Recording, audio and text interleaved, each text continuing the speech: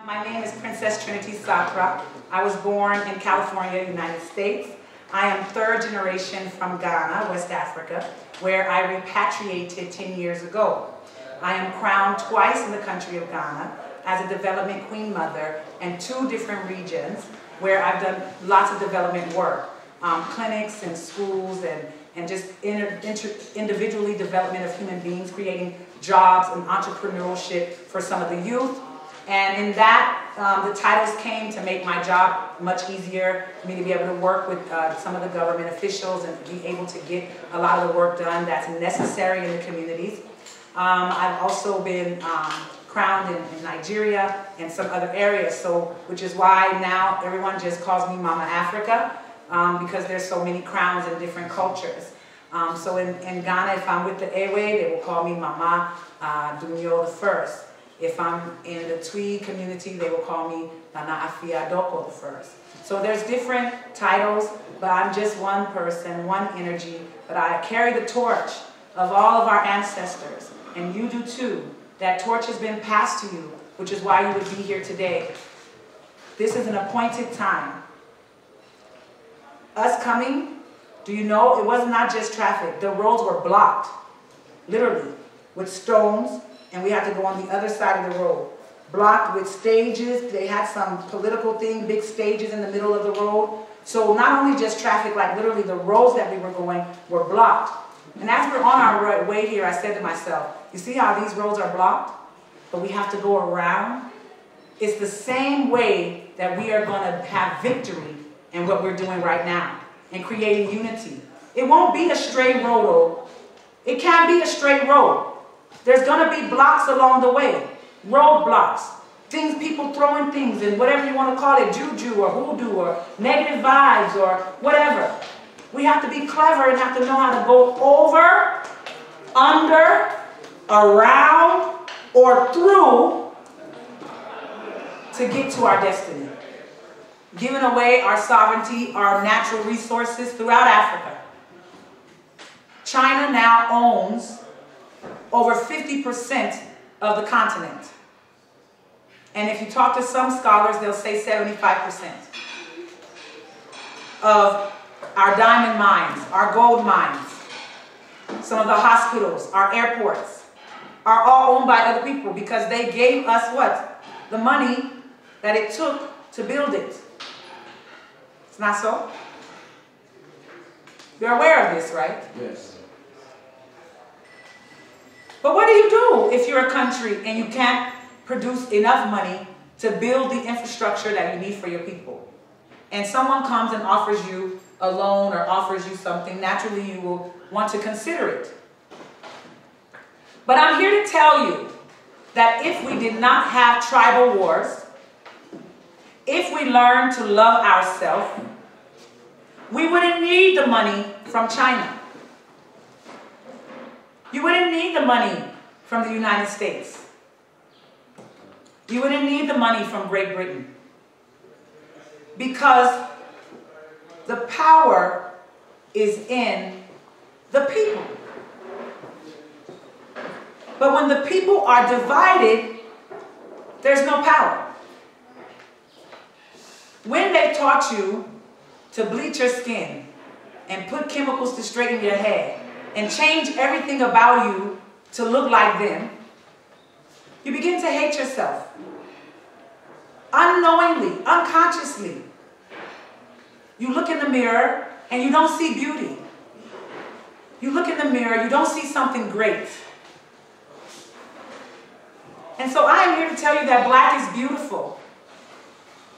I'm here to tell you that black is royalty. You see the Queen of England? She bowed to our queen and our king. Do you know the difference between a king and queen? A king and queen, they rule lands. Emperors and empresses, they rule kingdoms and queendoms and lands upon lands. So our royalty lasted and existed much longer than the current royal family that you see. And right now you have an example of a royal family. You see the Queen of England, you see her family there. But around the world, in African countries, we have our royal families that are not being represented. People don't know you walk by the prince on the street. No one knows. We take our royalty like it means nothing. We disrespect our ancestry by not keeping with our cultures and our traditions. Some of them, don't get me wrong. You have to evolve. You have to evolve. And when you know better, you do better, right? When you know better, you do better. But you can't throw out your entire history and adopt somebody else's way of life. It will never work for you. And that is my message to black people worldwide. Until you learn to love the man in the mirror, as Michael Jackson said, I'm talking to the man in the mirror,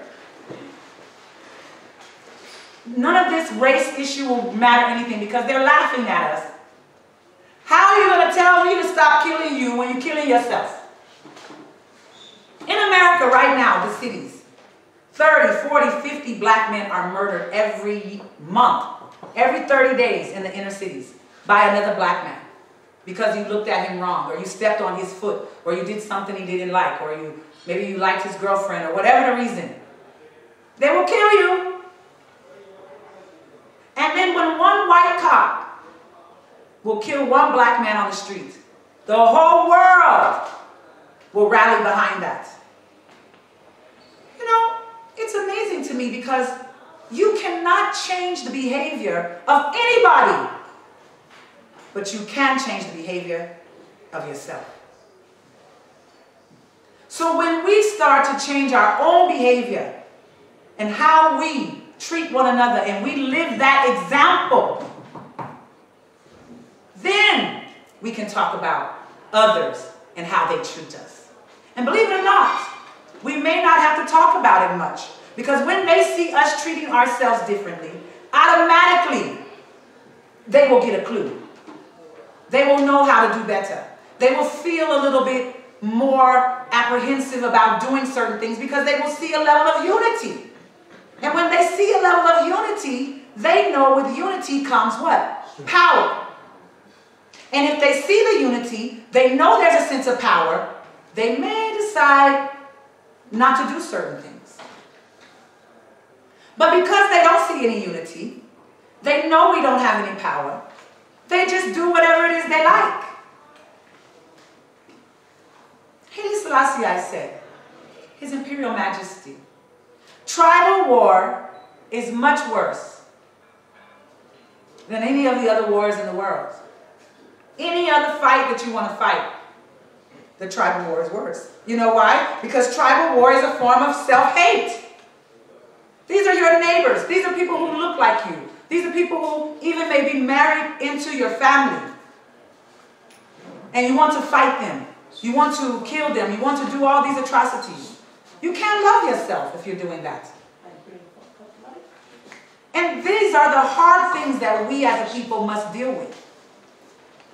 You want a school? Build a school. Do you know how much money we have as a people? Just in the millionaires alone in the United States. The millionaires that are in London and in England, that are black, that are melanated people. The amount of money that we as a melanated people put into the world economy is not small. Hundreds of millions of dollars. But where is it going?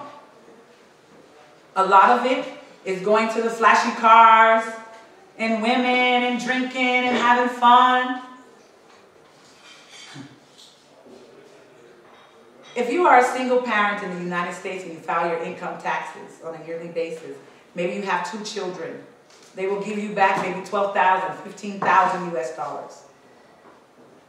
Do you think they take that $15,000 US dollars and they put it on a house or they try to buy property so that their family will have a place to live? No. They will take that $15,000 US, they will go buy hair, go buy Chinese hair, go to the Chinese and get their nails done, go buy clothes, go shopping and buy, go to the restaurants and eat really expensive food, do all kinds of things because they want to feel royal. Because they know they're royalty. But they've been underfoot for so long They can't feel like royalty. So the only thing that makes them feel big is when they're able to spend money on themselves, to go out and have a good time, to make themselves feel big. But at the end of the day, when that money is gone, you cannot pay your rent. Now you get evicted and now you're on the street with your children. Now you are homeless because you did not do the responsible thing when you had the money, when you had the opportunity. And see, I'm not here to give you any sugar-coating situation that some angel's going to come from the sky and solve all of our problems. I'm here to tell you that the answer to our problems as black people worldwide, as melanated people worldwide, the answers are right here within each and every one of us. Right here. What are you doing individually to make a difference in your own community? What are you doing to change the world? We're all looking for a savior. We're all looking for someone to come in, a politician or the government or a president, to have all the answers. The power is in the people. The government is chosen by what? The people. The government comes from the people. These same government presidents, they went to school in the countries, or they were born there, or their parents were born there. It comes from the people. The people, you are the answer to all the problems that you are facing. But we can't see the forest for the trees, as they say. They've made so much smoke and so much distraction that we can't see ourselves clear. That's why sometimes we have to retreat. We have to retreat. When you go within and you decide, who am I? What is my purpose? Why was I born when other children die at birth? Why am I still here when I had this horrible car accident that could have killed me? Why have I been given favor to still have life? When people, I say, they wake up dead every day. They wake up somewhere else like, whoa, okay, so that life is over, right? They wake up, they thought they were going to be coming home from school or coming home from work. They have a car accident. They die instantly. They wake up dead. They wake up somewhere else. Did they fulfill the purpose of coming here? And I am here to tell you that if you are sitting in this room at this appointed time, that part of your purpose is to bring back black excellence. Part of your purpose is to exemplify black love, to show what it takes to build black unity, to show black excellence, meaning be your best at all things at all times. Be that example of the best part of who we are. As we say in America, they say, wear your Sunday best. You know, everyone wears their best on Sundays. We wear our best to go to church in front of our Most High God. I'm telling you to wear your best every day, even for yourself. When you look in the mirror before you leave your home, you should feel good about how you are presenting yourself to the world. And on the inside, you've said your prayers. Whoever you believe in, whatever power you believe in, to guide you on a straight and righteous path. Because this is about spiritual war here. We can't beat them with weapons. We don't have an army. The only way we will win is with our light shining so bright from within and without ourselves. And the next person's light shining so bright, and that light attached to the next light, and to the next light, and to the next light. And that illumination of light will shine out all evil. The Ethiopian World Federation, this gift that was given to us, a constitution, laws and rules and regulations of how to live, how to be amongst ourselves. We should always take the good that our ancestors have left us and to apply them to our life. In Ghana, we have the Sankofa bird. It's looking back and its body is facing forward. And that symbol, that bird, represents the fact that as you're moving forward, you can never really know where you're going or navigate yourself properly without looking back, without knowing what has happened before you got where you are. Then you will end up making the same mistakes that was made in the past if you don't study to show yourself approved. I am most honored to be here. I am most joyful to be here. And I'll tell you why. Ethiopia is a very, very special place. And a lot of times, when you live in a place or you're from a place, you don't know how special it is.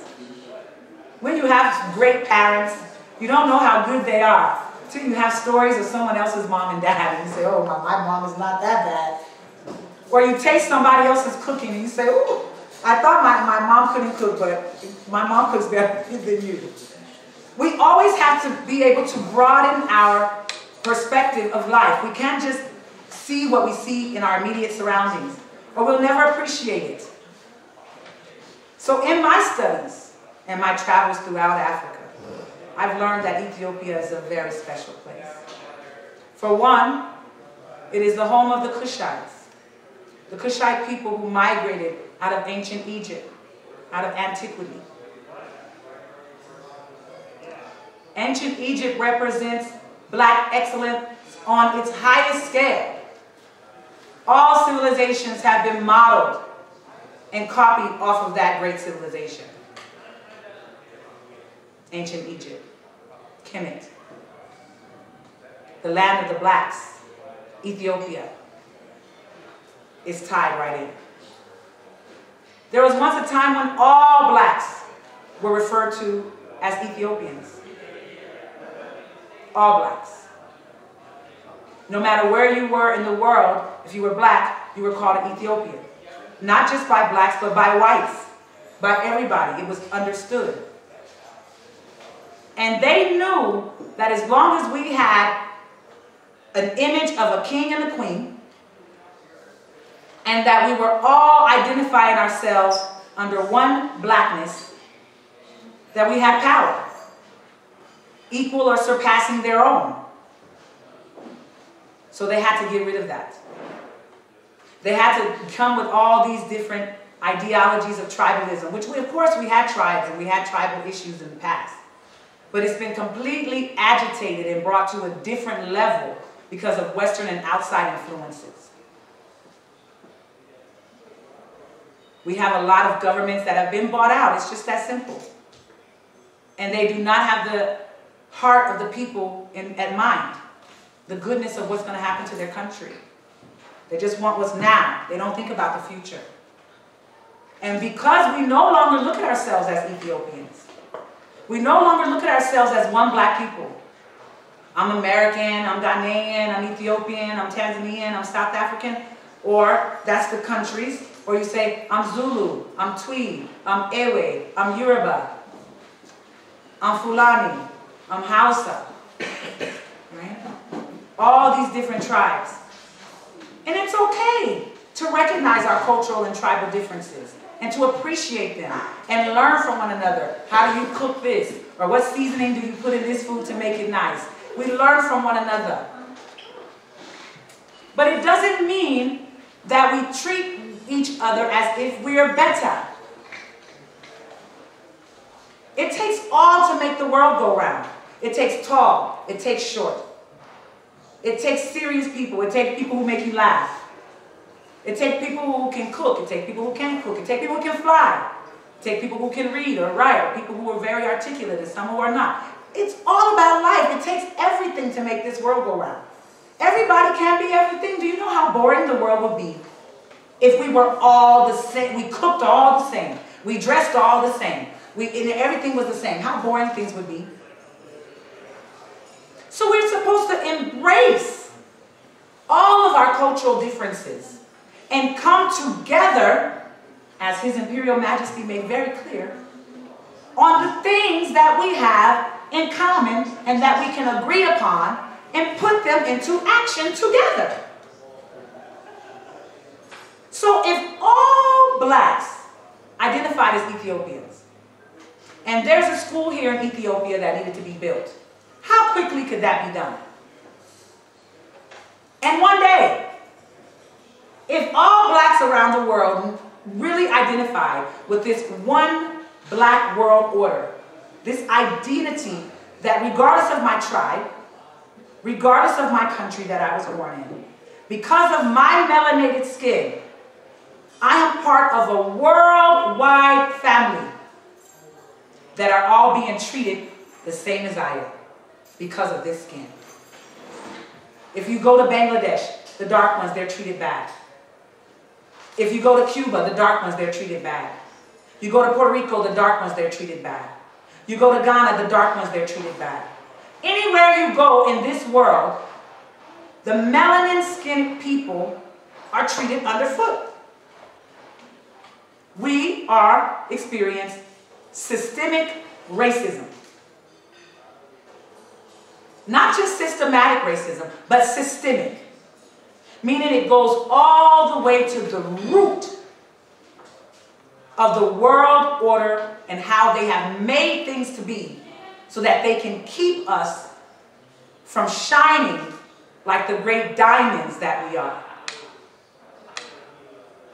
And until we began to get the sty out of our sister and our brother's eye, after we get the sty out of our own, we'll be begging them for eye drops and surgery on our eye forever. But we won't need eye drops. We won't need surgery if we just reach over and help our brother or sister to get the sty out of their eye. Some of us have the answers. What you're dealing with here in Ethiopia, someone in Tanzania, someone in America, another black person has the answer. What we're dealing with in the United States, some of the things that we have issues with, I've come to Ghana, I've come to Nigeria, Sierra Leone, and I've seen things say, if we practice that, then we wouldn't have this problem. Everything in America is not good, oh. Everything in Ethiopia is not good, oh. Everything nowhere in the world is good. You make things good by being good.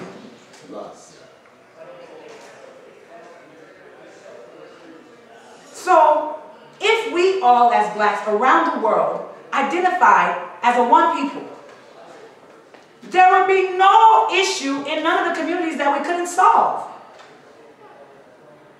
How easy is it to build a clinic and hire all these black doctors from around the world to come periodically and donate their time or come? We would have around-the-clock doctors from all over, black doctors coming in. Cuba has a lot of programs where they do that. You come in, they will build a hospital, build a clinic. We don't have to be begging white people or our governments for anything. Our governments are the governing bodies that give us our laws and our ways to act and to how to be. But it's not their responsibility to build our communities. It's not their responsibility to build all of the infrastructure of the country. It's just not. It's not practical, which is why they can't do it. And which is why people complain, oh, you're building roads in Accra. You build roads in the capital of Addis Ababa. But in the outskirts, you do nothing for the people. And you're getting all the natural resources from those areas.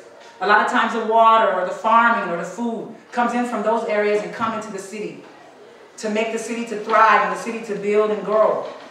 But no money, a lot of times from those projects, is going back into those communities.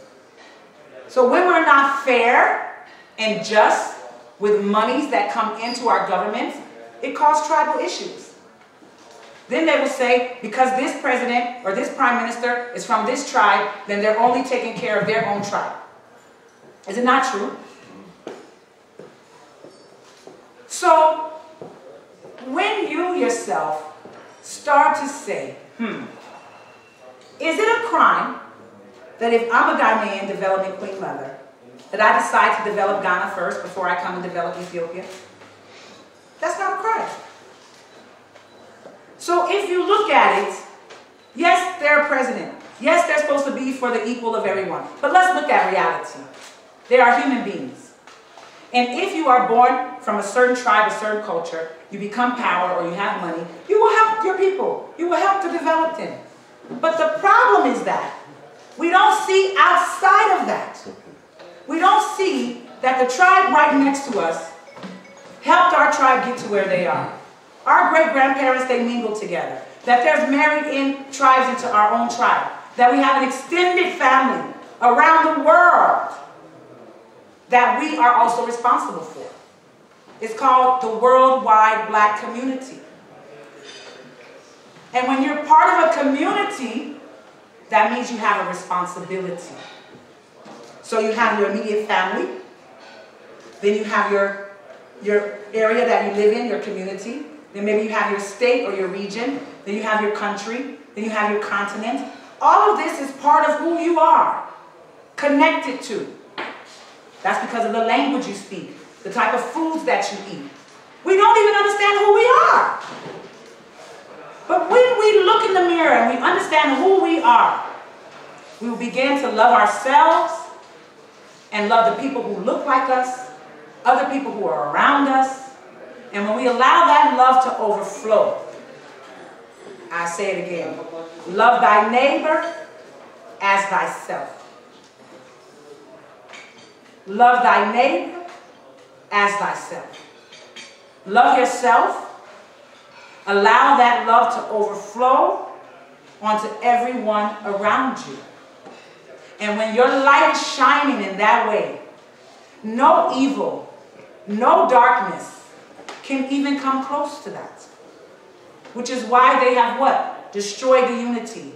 Which is why they told you that if you celebrate yourself, you're being too proud, or you're being too arrogant, or if you celebrate yourself, you're selfish. They teach you to give everything away. We as blacks have gone around the whole world taking care of everybody, building everybody. But when we try to do something for ourselves, they tell us it's wrong. Self-preservation is not a crime. And we have done enough for everybody in this world. We have brought civilization to this entire universe. It is now our time. It is time already. Our backs are against the wall. If we don't begin to love ourselves, we will be extinct. Black culture, black life, the black way will be no more. Generations will look back and wonder, what happened? Everything that we have, they take. Look at your great grain here in Ethiopia, Tef. This great grain, sacred grain, that nobody even knew about for thousands of years, that your people have been eating from eons. Haile Selassie, His Imperial Majesty, wouldn't even allow it to leave this country. It could not be exported. Do you know the value of that? No. Because you eat it every day, it's in your injera, you take it for granted. That grain has now been found to be a superfood, more powerful than any grain found in the entire world. And when you eat only that grain, you don't have to have anything else but that grain and water, and you can live forever.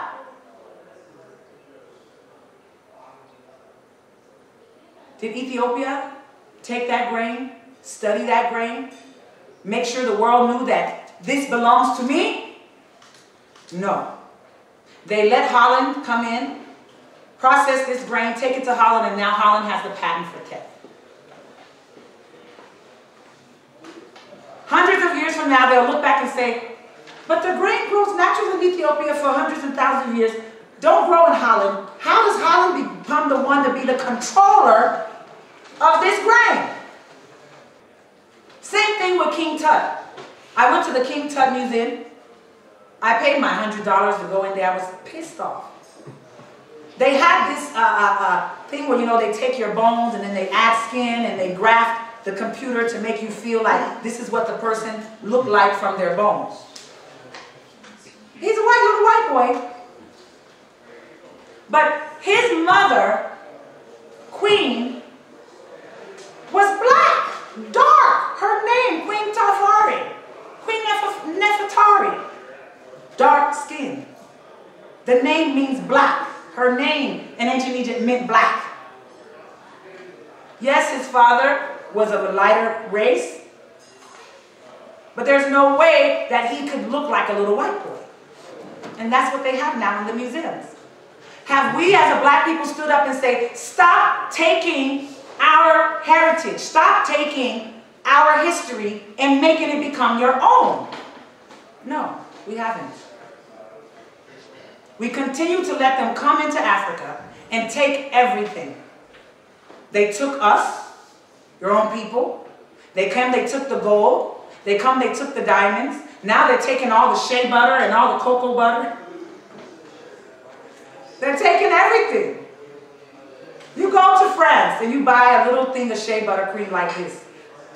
It's $40 US. This round. And that thin. But when you now go to the African markets, you can buy a whole thing of shea butter like this for like 5 cedis, like what? $1. We don't value what we have as a people. And until we place value on ourselves, we can't expect anyone to place value upon us. It doesn't work that way. Why do you think we place so much value on their heritage and their culture? Because they teach it in the schools. They show us every day that this is good. Read this, study this, get this right, get all answers correctly.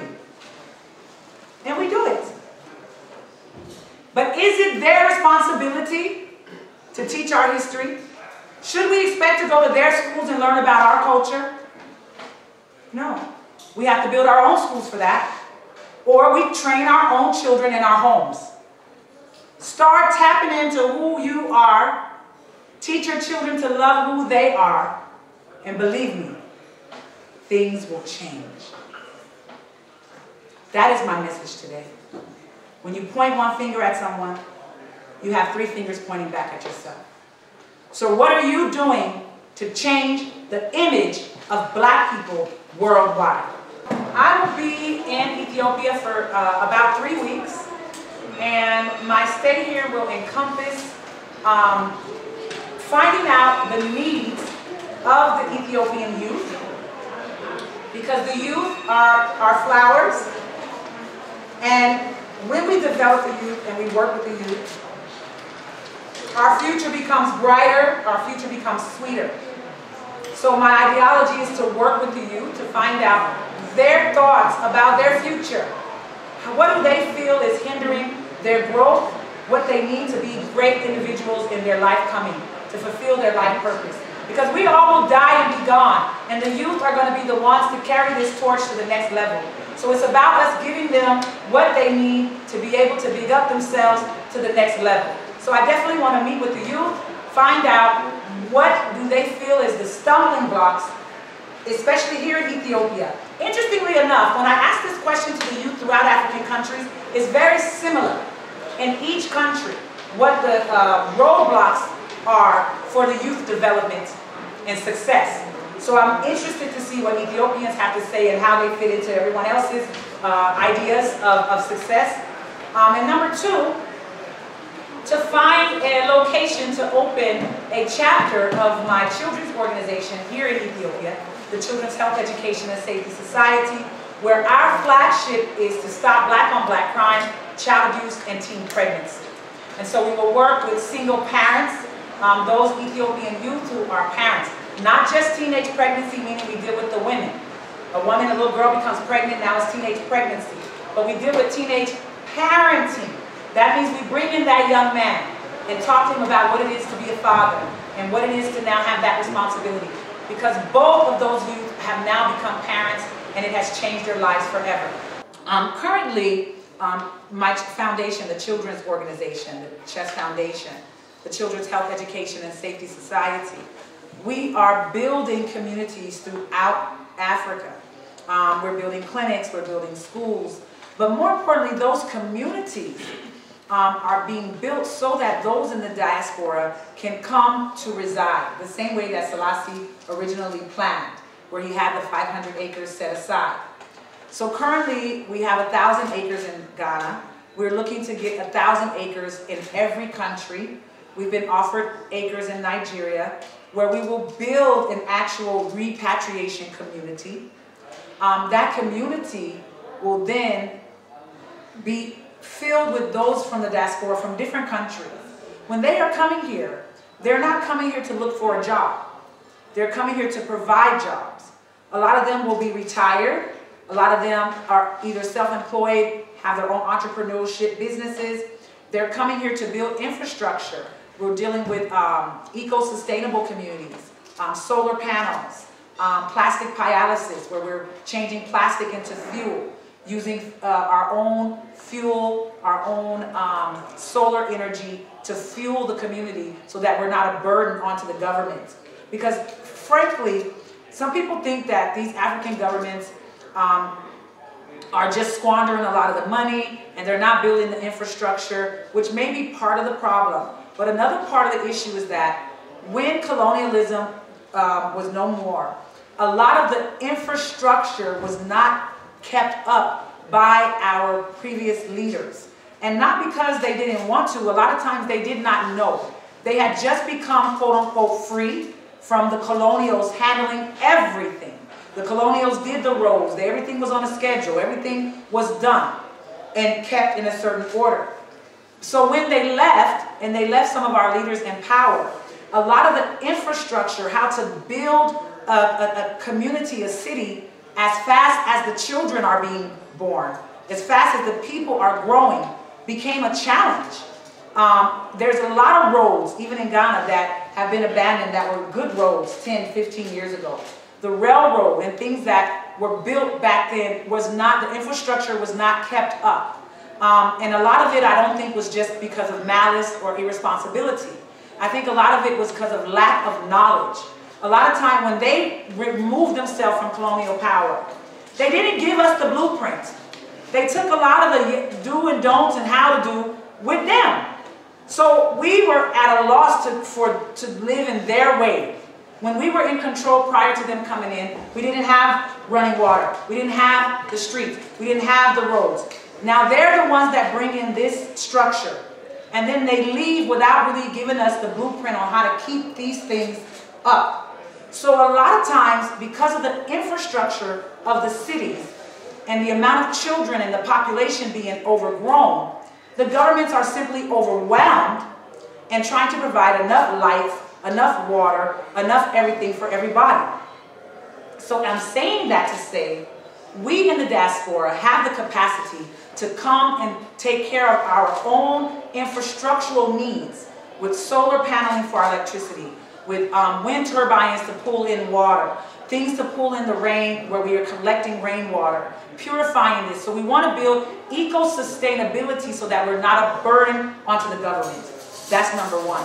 And number two, to bring jobs, entrepreneurships, and businesses so that we're able to hire and train the local people to raise their per capita in regards to their finances. So I hope that that answered your question as to the possibility. Now the issue currently, a lot of people from the diaspora, they're coming, but they're building a house here, or building a house there, or building a house, and it's just like scatter, scatter, scatter, or building a school here, or building a clinic here. But once we have land, and we're able to do it in a collective way, then we're able to show the government this is what we're bringing to the economy. Currently, because of lack of unity, we, even in the diaspora, can't get a grip on the numbers of us, how much money we're actually spending on the continent in different countries, and what impact we're making, because we're all just, I'm going to Africa, I'm going to build a school, I'm going to help my people, and we're not asking permission. We're just coming here, opening up cars, giving away food, we want to connect to our brothers and sisters in any way, and we just come with our heart in our hand, and we're just giving. But it's a time now for a more organized way of doing it, so that there is a way that we can quantify what it is that we're bringing to the table.